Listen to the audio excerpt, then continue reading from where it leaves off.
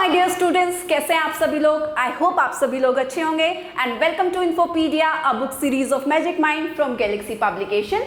सो आज की वीडियो के अंदर हम स्टार्ट करने वाले हैं आपकी क्लास 8 की जो जनरल नॉलेज की बुक है उसको आज हम स्टार्ट करेंगे एंड वन बाय वन हम हमारे चैप्टर्स को कंप्लीट करेंगे। उस सीरीज को, आपकी जो एक क्लास की जनरल नॉलेज की बुक है वह उस सीरीज को कंप्लीट करेंगे। So let's start our first chapter today.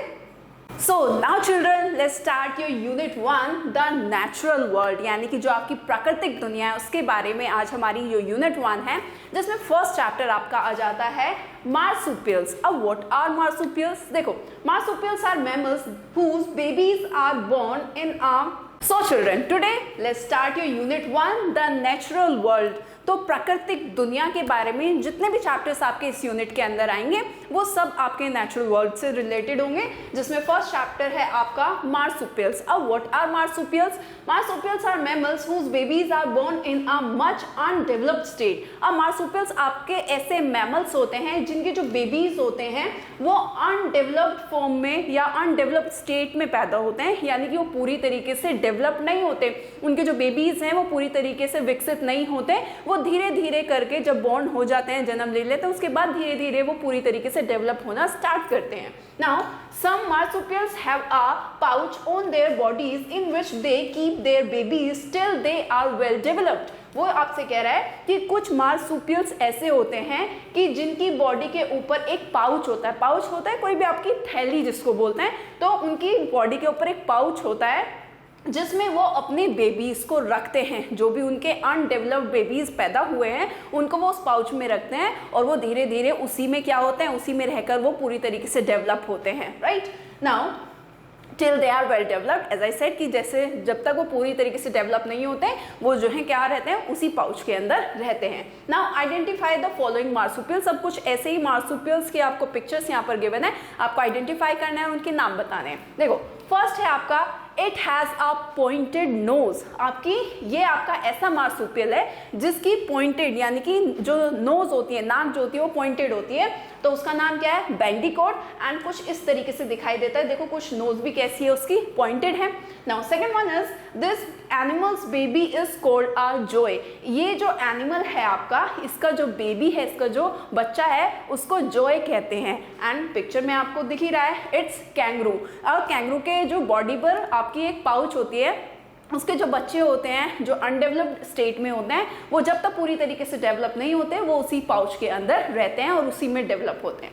Now third one is it is a pouchless marsupial, यानी कि ये आपका ऐसा मार्सुपियल है जिसकी पाउच नहीं होती है आपकी, तो इसका नाम क्या है, numbat. Now fourth is it is one of the few mammals that have fingerprints, यानी कि ये आपका कुछ ऐसे मैमल्स में से है जिसकी रेयरली फिंगरप्रिंट्स होते हैं। इसके जैसे हम ह्यूमन बींग्स के फिंगरप्रिंट्स होते हैं ना, तो इसी तरीके से इनके भी फिंगरप्रिंट्स होते हैं एंड इनका नाम है ring tail possum. Now, fifth is it is extant on the mainland but still widespread in Tasmania, Australia।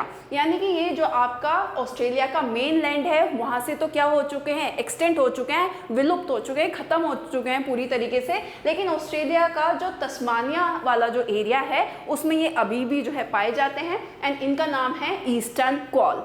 Now, sixth one is it has a backward facing pouch so that dirt doesn't enter that।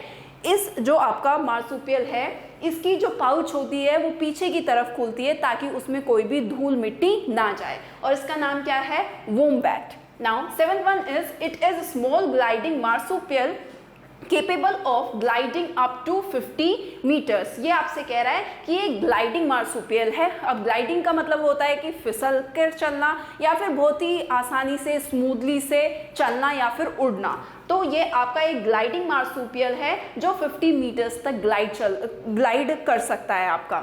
Now इसका नाम है sugar glider. Now, eighth is when attacked, it pretends to be dead, remains still, doesn't blink and hangs its tongue out। ये जो आपका marsupial है बहुत ही ज़्यादा clever है कि जब भी इस पे अटैक किया जाता है, इसको लगता है कि इसके ऊपर अटैक हुआ है, तो ये क्या करता है, ये आपका जैसे मर गया हो इस तरीके से प्रिटेंड करता है, शो करता है एंड रिमेन स्टिल, और बिल्कुल एक तरीके से ऐसे ना हिलता है ना ढुलता है ना ही ब्लिंक करता है, जैसे हम लोग ब्लिंक करते हैं पलके झपकाते हैं, ना ये वो करता है, और उसकी जो जीभ होती है वो बाहर की तरफ ऐसे करके जो है क्या हो जाता है, वो लटका लेता है अपनी टांग को, कि सामने वाले को जो अटैक कर रहा है उसको ऐसे लगे कि ये मर चुका है, एंड इसका नाम है रिंगटेल पॉसम।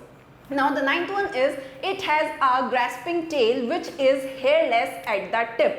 अब grasping का मतलब होता है पकड़ने वाली, यानी कि ऐसी इनकी टेल है, जो पूंछ है वो ऐसी है कि जो क्या कर सकती है, चीज़ों को पकड़ सकती है, उस पर कोई भी जो उसकी टिप होती है वो कैसी होती है, हेयरलेस होती है, उस पर कोई भी हेयर नहीं होता है, and the name is koala.